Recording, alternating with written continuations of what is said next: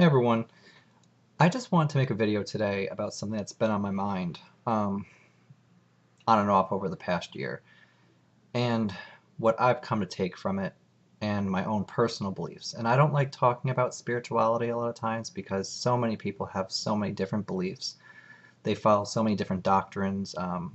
They have their own thing that's very close to their heart. And I don't want to cast judgment on anyone, including atheists, who I believe are valid. I tend to believe that where people are is where they are, and so their belief system is completely valid. Something that popped up online over the past couple of years, maybe the past year, is why doesn't God cure amputees? And they quote from the Bible from it, where Jesus says that if you believe enough and have enough faith, you'll get what you want. And so why has no amputee miraculously been given back a limb? And why then have some people who have had cancer or genetic disease miraculously been healed? Now, from a Christian perspective, I cannot give that answer if I was to go by the Bible or if I was to go by what I learned growing up. Um, what you are given from the books that were allowed in the Bible, um, I can't answer that question. But what I can say from my own personal belief is this. I never saw God as an adult. I never saw God as someone who granted wishes or granted what you wanted was going to be what you were going to get. And if you just believed hard enough, it would happen. There's people in my life, for example, who have died. My grandmother, she's dead. And could I use her wisdom right now? Yes, I could. And could she comfort me? Yes. But if I believe hard enough and pray hard enough, will she just materialize and come back? And she won't. And I think that's a lot to do with like amputees. Just because you want the arm or the leg to come back, for example, doesn't mean that it will. But does that mean that healing hasn't taken place? And I think it depends on what you consider healing. If you're considering healing physical, then no, that may not happen through a god or a god force or whatever's in control of things. And as atheists would say, if anything at all. But to me, healing is acceptance. And if I was to lose my arm, I would be angry, devastated. I would be very concerned of how I'd be perceived by others and what would happen in my own life. Um, Mainly, I think for myself, I'd be very concerned of how others would perceive me. Would I still be attractive? Would I still fit in with everyone? But for me, true healing would be acceptance. That, okay, this is what has happened to me. And now people come to me in my life and give me healing through acceptance, through loving me anyway, through being supportive, helping with things that maybe I no longer can do on my own, and who make me laugh and give me, I guess, lack of a better word, spiritual food. So for me, a physical healing is not necessarily what I am looking for and what maybe others are looking for from a god or a god force that is out there. I am not entirely sure if God is a conscious being to me. Conscious in the sense that it would be conscious of itself, but if it was going to micromanage all of our lives, I'm not sure. I think that there's energy you put out, and then in return, you get things back. And I'm not talking about the law of attraction because that's always bothered me. They always say, well, not maybe everyone, but a lot of people say that when you do the law of attraction, if something bad happens, you drew it to yourself. And I don't believe that because you have people who are good people who randomly walk down a street after a very great dinner, after something get carjacked or raped, or people who help people all the time and then they're diagnosed with cancer. And the law of attraction, people would say, well, they somehow drew that to themselves. And I don't believe that's true. Um, there's small children who get very sick or are born sick, and they certainly didn't draw that to themselves. But what I do think that we have the power over is what we draw to ourselves after the fact, and even, before the fact, but especially after. Suppose you have a car accident and you're badly burned, and you've always been someone who maybe was a very beautiful person, and you always drew people in that way. Well, what's the lesson? I mean, is the lesson to ask God to restore your beauty? Or is the lesson to ask God, what now? And then draw people in who love you for you, how you look now, who care about you, feed you, nourish you, take care of you now. And then also, what can you do? Even though you're burned up, can you help other burn victims? Can you do those things? And to me, that's healing. If you're going to go down to the physical aspect, why doesn't God heal amputees? Well, he does. If my arm is lost in an accident and I am taken to a hospital and they stop the bleeding, scar tissue heals me. It seals off me from bleeding to death. It does heal. And this is almost like an intelligent energy to me. Your body on its own does so many things. Think of how many times you've fallen as a child or cut yourself or anything, and it seals over. Your body knows something is wrong and it fixes it.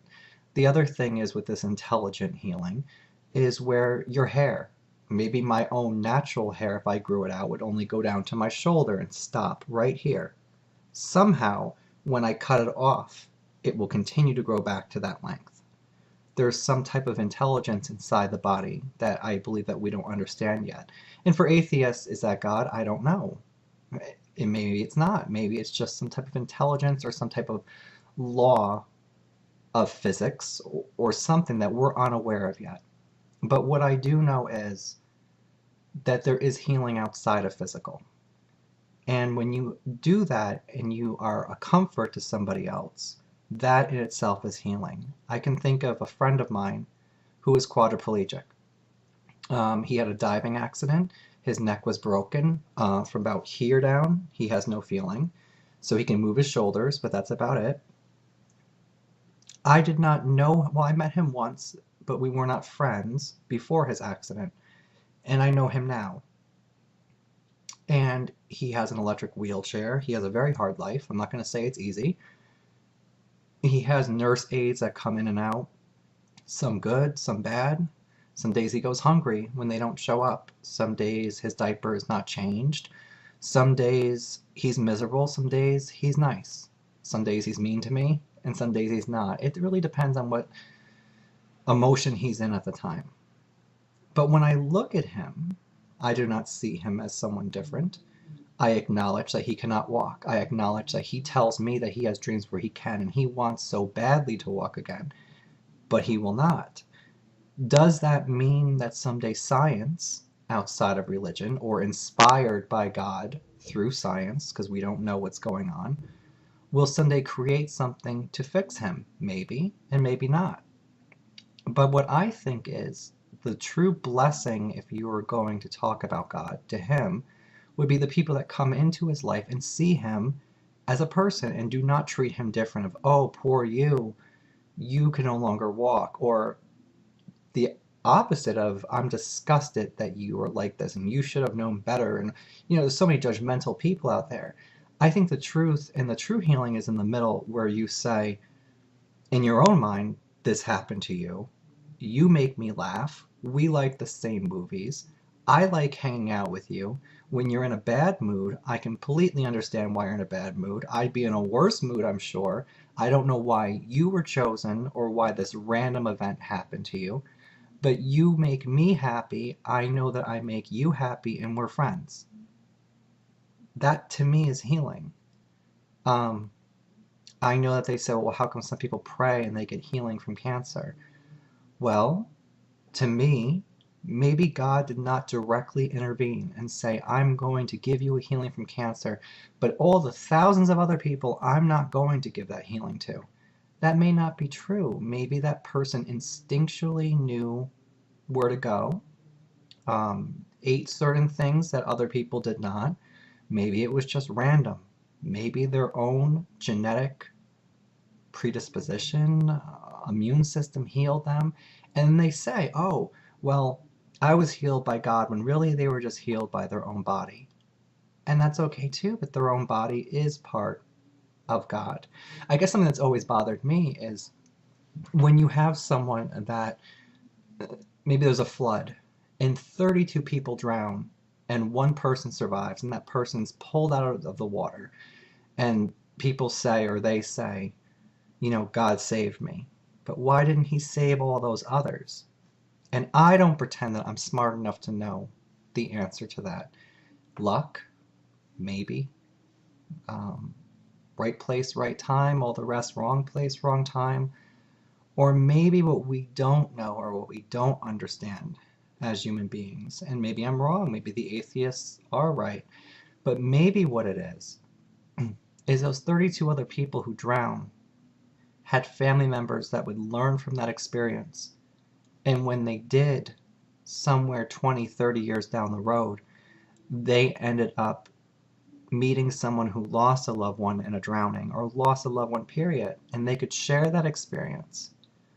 Um, there's a lot of sayings, I think, in Christianity, but I could be wrong, so don't quote me, but a lot of religions always say, as above, so below.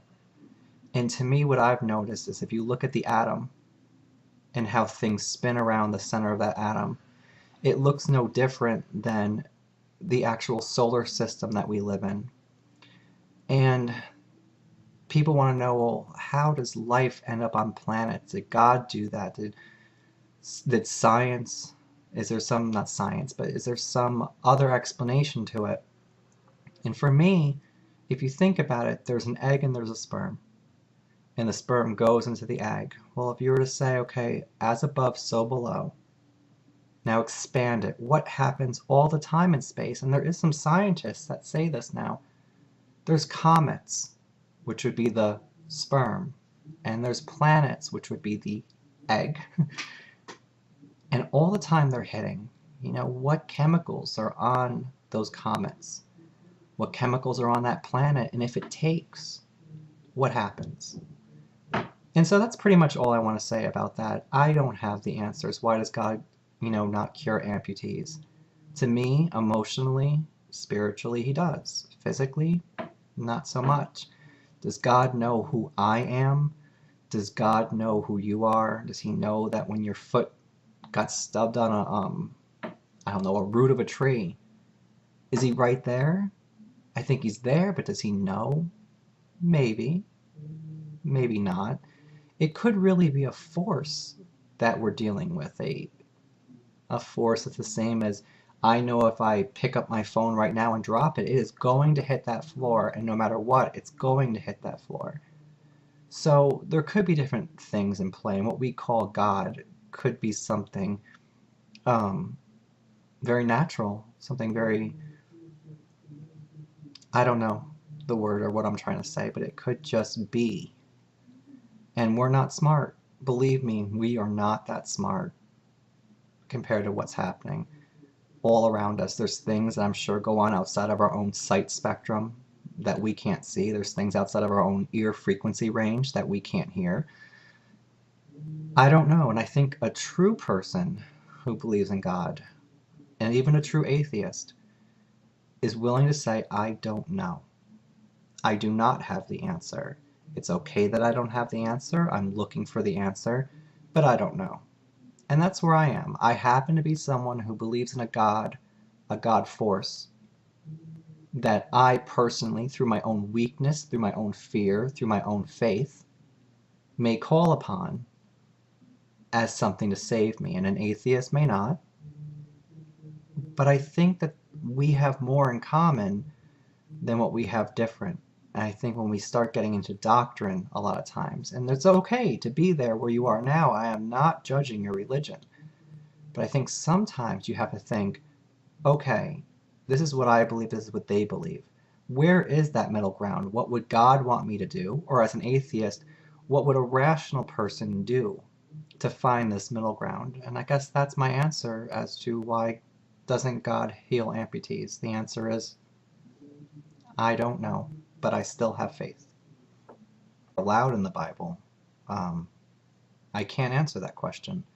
But what I can say from my own personal belief is this. I never saw God as an adult. I never saw God as someone who granted wishes or granted what you wanted. Over the past couple of years, maybe the past year, is why doesn't God cure amputees? And they quote from the Bible from it, where Jesus says that if you believe enough and have enough faith, you'll get what you want. And so why has no amputee miraculously been given back a limb? Hey everyone, I just wanted to make a video today about something that's been on my mind on and off over the past year, and what I've come to take from it and my own personal beliefs. And I don't like talking about spirituality a lot of times because so many people have so many different beliefs. They follow so many different doctrines, and why then have some people who have had cancer or genetic disease miraculously been healed? Now, from a Christian perspective, I cannot give that answer if I was to go by the Bible or if I was to go by what I learned growing up. What you are given from the books that were, they have their own thing that's very close to their heart. And I don't want to cast judgment on anyone, including atheists, who I believe are valid. I tend to believe that where people are is where they are, and so their belief system is completely valid. Something that popped up online.